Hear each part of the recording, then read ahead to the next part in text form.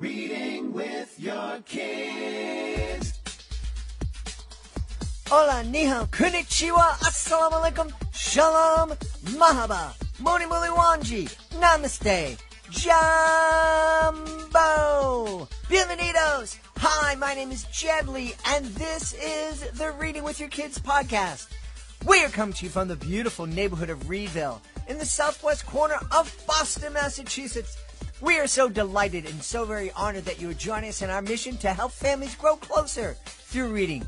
Please be sure to subscribe to the show in the iHeartRadio app, on Apple Podcasts, Spotify, Amazon Music, Ghana, Himalaya, Stitcher Radio, Good Pods, wherever you find your podcasts. Our guest today is J.P. Miller. She is here to celebrate her biography of somebody who made history right here in Reedville, Rebecca Lee Crumpler. Before we invite JP into the studio, we want to let you know that this episode of the Reading with Your Kids podcast is sponsored by Michelle Wagner, author of the award-winning Mickey on the Move series. These bright-hearted books are based on the real-life story of Michelle's son, Mickey, who has severe hearing loss. These books take readers through Mickey's journey navigating life with cochlear implants as he defies boundaries and thrives while living with a disability. Follow Mickey's latest adventure in Mickey on the Move Farming and find out how technology helps Mickey to hear and appreciate the beautiful sounds in nature without the worry of weather dampening his day. Purchase Mickey on the Move at MichelleWagnerAuthor.com. This episode of the Reading with the Kids podcast is also brought to you by Rex's Journey, helping children understand and cope with emotions, written by Dr. Ambrose Pass Turner. Rex has been struggling with understanding how and why he feels. From angry one minute to sad the next. He just wants to be a kid. What's so hard about that? But we can't always control how we feel, especially not when we're kids. Follow along with Rex's journey as he learns to cope with his emotions in a safe and healthy way, something we can all learn from. Rex's Journey, helping children understand and cope with emotions, would be a great addition to any family, classroom, or school library. It's available today on Amazon. That's Rex's Journey by Dr. Ambrose Pass Turner. Joining us right now from right outside of Atlanta in the great state of Georgia. Our guest is here today. I always encourage folks to use the contact button on readingwithyourkids.com. Let us know who you would like to hear on a future episode of the show. And one of our past guests, Lisa Stringfellow, she didn't use the contact button, but she connected with me on social media, and she told me about our guest today. Her name is J.P. Miller. And today we're going to be celebrating her book. It's called Rebecca Lee Crumpler. It's part of JP's Leaders Like Us series. Hey, JP, how are you? Hi, how are you? So good to be here. I'm delighted that you're here. First off, I truly love getting suggestions from the audience as to who they would like to hear on the podcast. It makes so much sense to give the people what they want, and Lisa Stringfellow absolutely wanted you. Well, that is phenomenal. I mean, you always hear of the 7 degrees of separation or what have you, and it's just amazing to hear that this book, Dr. Rebecca Crumpler, was in this a free library, and so I'm just elated that you reached out to me and that young children everywhere are really being able to pick it up, even libraries or free libraries in the community. This is great. I love hearing this. Yeah. And so one of the things that really excited me is that Rebecca Lee Crumpler was not only the first African-American female doctor, but she practiced medicine here in my neighborhood of Boston. Yes. Well, really, she did the whole Northeast from the beginning of her college on to her practicing medicine to her retiring was right there in your area. Yeah, that's amazing. So tell us about this. What an amazing woman. Absolutely. And first, let me tell you about the series. Leaders Like Us series is with Carson DeLuca, Rourke Educational Media. And so Dr. Rebecca Crumpler was one of the first that we did in this contract. This is what they call work for hire. Mm-hmm. So they asked me to write the stories, and these were biographies of African American leaders. Most of them I like to do little known, but actually she was a name that they gave me that they wanted written about, and so I had never heard about Dr. Crumpler up to that point. And so it was really interesting digging into her life story and finding out about her. She was the first African American female to get a doctorate degree and practice medicine. And even in doing the research, it was interesting because we never found a picture or a photo of her. And so I went back to the editor and I was like, well, we don't have a photo for the illustrator to go off of. And we talked about whether or not we should actually do this story. And we go, no, that's what makes it even better, is because people haven't heard about her a lot, and then there's no photo, so we definitely have to get her story out. So that was one of the main reasons that we decided to go ahead with the story, and it was just great learning about her. As you said, she grew up in the Massachusetts area. She actually was raised by her aunt, and her aunt was a quote unquote healer in the community, because there weren't doctors and nurses, and a lot of times in the African American communities, whatever you were good at, that's basically what they would kind of label you as. And so her aunt was labeled as a healer, and so she would have the sick in their home. And so Rebecca started off helping her aunt, and that's how she got into medicine. And of course, she went on to New England School of Medicine. She was the only African American, only African American female, only black there. But she went through that whole course, and of course, when she did her studies and got to the point of her dissertation, of course, because of the times, they didn't necessarily want to give her doctor's degree. But the teachers that she had, not the board that she, defended her dissertation to, or I'm sure that's not what it was called at that time, believed that she did not know medicine well enough to practice it. But her teachers are the one that went to the board and said, hey, she knows her stuff. Let's give her degree. And so she did get her degree. She worked for the Freedmen's Bank for a while, the Freedmen's Bureau, for a while in Richmond. But where her break really came through was in 1861, around the time of the Civil War. And of course, the black soldiers were recruited and fought in the war. They were being injured and killed, and so they didn't have anyone to care for them, because the white doctors did not want to care for them. And so that was really her break that she was able to get into, because she was one of the few African American doctors. I can't remember the number of, I think it was like 5,400, and I guess I probably should look it up, but it was like 5,400 doctors in the United States at that time. And I want to say it was 300 of them were women, and she was one of the only African American women. Wow. But going back, she was able to practice her medicine by working with the veterans when they were injured during the Civil War. Mm-hmm. So that was kind of her early, her early life, and leading up to her own, I don't think she ever had her own practice, but she still, she did medicine. And of course she ran across the racism, sexism, all of that kind of stuff. It was, doctors that didn't, respect her, for her medicine. There were, it was recorded in some of the research that she would write prescriptions for her patients. And the pharmacist wouldn't fill it. And so she had those type things that she had to work against. But she, within all of it, she persevered. She did what she wanted to do, and that was practice medicine. Wow. What an incredible woman.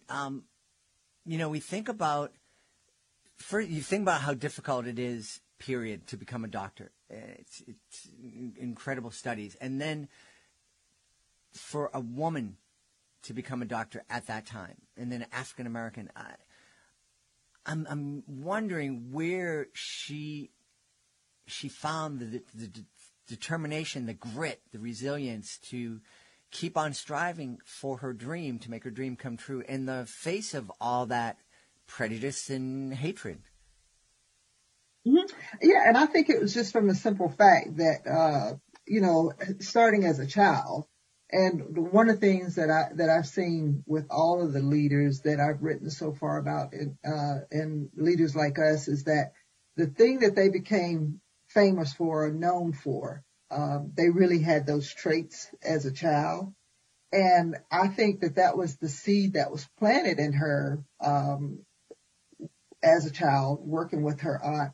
And then as she got, older and saw the disparity in health care between African Americans and, whites and others in the nation or in the community, she saw that there were things that African Americans were getting sick from that they didn't necessarily need to get sick from, and that also probably is what prompted her into writing the book. She wrote a book of medical discourses, and this was one of the first books that was written, by an African American that was addressing prevention. Mm-hmm. And so she started off, I think the first one, it was more catered to women and children. And then the other ones, she just saw some of the things that, African Americans were having a lot of health issues with. And so she tried to do some preventative type medicine. So I think between her upbringing with her aunt and then seeing the disparity in healthcare, I think that was her main motivation for continuing on. Well, thank goodness that she did, and she is an amazing role model. I think for young women, obviously for African American women, but for everybody. I think we all face adversity in our lives, and I think that Rebecca Lee Crumpler would be just a wonderful person for every kid to get to know and for every family to kind of sit down and have a conversation about. Oh, absolutely. And, I was thinking this morning, and as I was waiting to come on, man, wouldn't it have been amazing if she could have partnered with Shirley Chisholm? You think of all the work that Shirley Chisholm did towards WIC and preventive medicine, or for women, not medicine, but attention to health issues for women and feeding the children. I thought, wow, that would have been a tremendous combination if those two in history could have come together and collided with their knowledge and what they were trying to do. Yeah. And I think too that's an important lesson that hopefully at some point our society will learn. It's just that whole idea that it's a whole lot more effective, it's less expensive, and it's better for our society if we try to address issues early, if we try to prevent problems instead of trying to go back and fix things, if you would, or cure things. It's so much easier to help prevent people from getting sick. Mm-hmm. I agree. I agree wholeheartedly. And I can only imagine the things that she was able to see from a medical perspective, because, previously, African Americans relied on healers, holistic type medicine, because you weren't necessarily getting, and I'm not quite sure how the demographics were at that time in terms of who was getting the medical care and who wasn't. But you could almost guarantee that it wasn't, the African American communities, and these are the people that were working the hardest, and to keep America to be the place that it is. We were the ones working the hardest and not necessarily getting the health care that should have been provided. And you see that a lot even still now politically.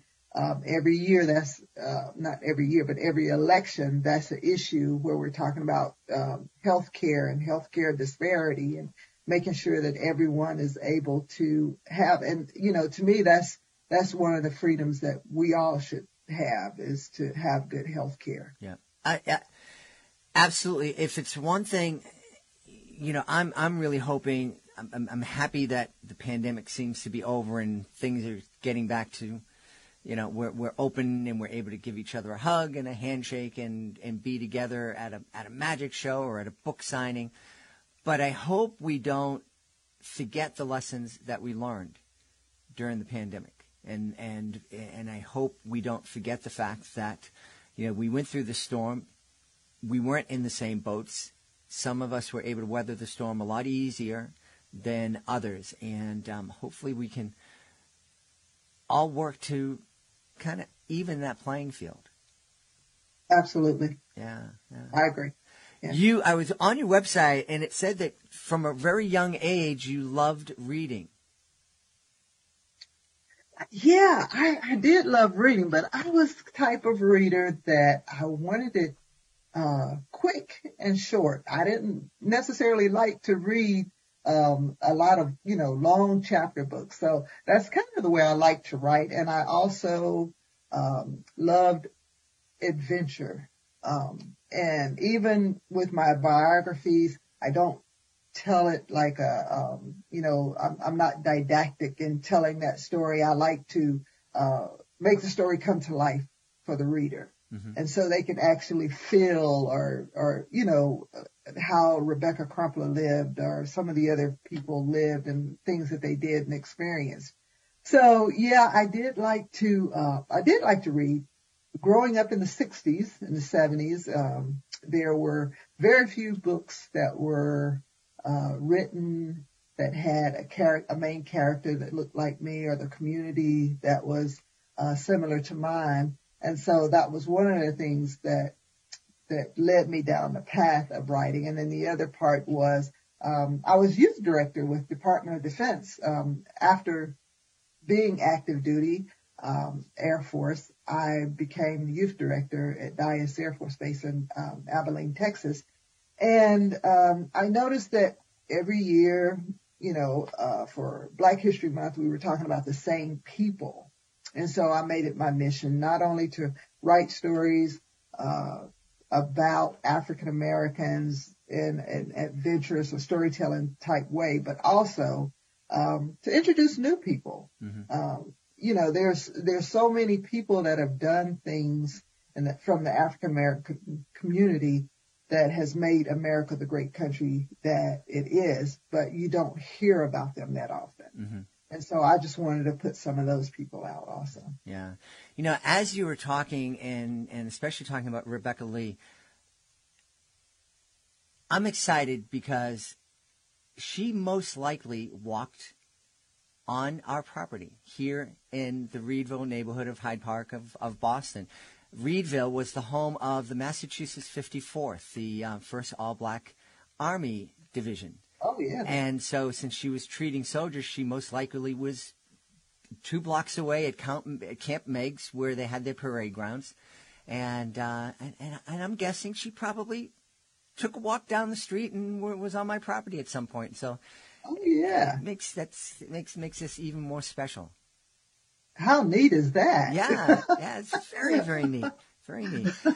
And I think it's really neat too that you're writing this series, the Leaders Like Us series, because I do think representation is really important, and it is really important for young African American kids to see themselves represented in the pages of the books.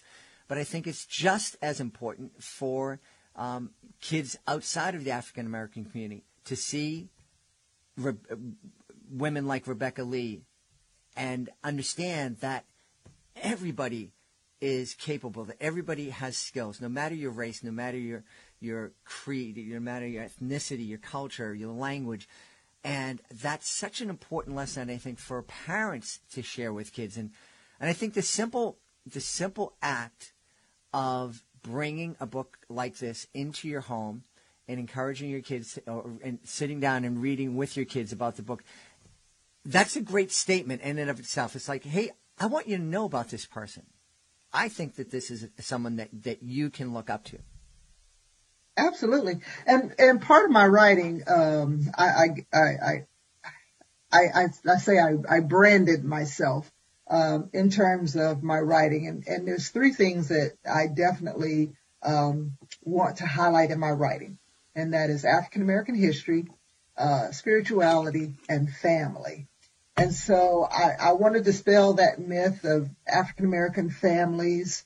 And to your point, if a child that is not Black has this book and they read it, they can see how Black families or Black culture or Black spirituality is without asking. You know, some people feel, I don't know, they're not really like bold enough to ask questions about things. So in the comfort of their home, they can see how African Americans lived or some of their experiences, without feeling embarrassed and learning, you know. So that's what I like, for families of African American families that read these books together. They can see that African American families are just like everyone else's, despite some of the things that you may see on the news or read about or whatever,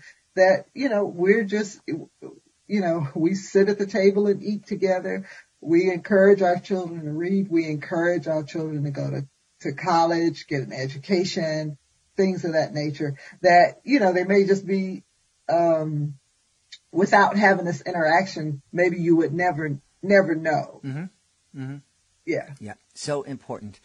Well, I know you were hinting that you have a couple of books coming out in the very near future in the series, and one of them was really exciting to me. Can you give us a little preview of who you'll be profiling? Yes. So far, Leaders Like Us has had, I want to say, maybe like 3 releases. And so we've had a few individual releases, and one is coming up in August. So this we call the People's Choice release. And we did a survey with Carson DeLusa on their Instagram. And so they asked their followers, which are mostly educators and librarians, who would you like JP to write about next? And so we gave them 5 or 6 different names. And so they decided on Gabby Douglas. And so the Gabby Douglas title will be released in August. And then we also wrote one on Ketanji Brown Jackson. And so that release is going to be in November. So I'm excited about both of those. And this Leaders Like Us series has just been phenomenal. It has been well received. We've gotten reviews from Booklist and also School Library Journal, which are 2 very prestigious, you know, organizations within the literary community. And so we're just happy that the Leaders Like Us series is getting the notoriety and the attention from librarians and educators and families. And your guest, your previous guest, that she would make the recommendation. So just excited about that and these 2 releases. Well, we're real excited. I know people are going to want to know where they can go to find out more about this series and also find out more about you. Okay. Yeah, you can meet me on Instagram. I am at Janice JP Miller. I am on Twitter at JP Miller Writes. And then you can also go to my website. It is www.authorjpmiller2020.com. Awesome. We've had a wonderful time speaking about Dr. Rebecca Lee Crumpler, is part of the Leaders Like Us series written by our guest, J.P. Miller. J.P., thank you so much for being with us this morning. Thank you. I have really enjoyed it. Please be sure to join us for the next episode of the Reading with Your Kids podcast. Our guest will be Suchi Siram. She'll be joining us to celebrate Dancing Deepa.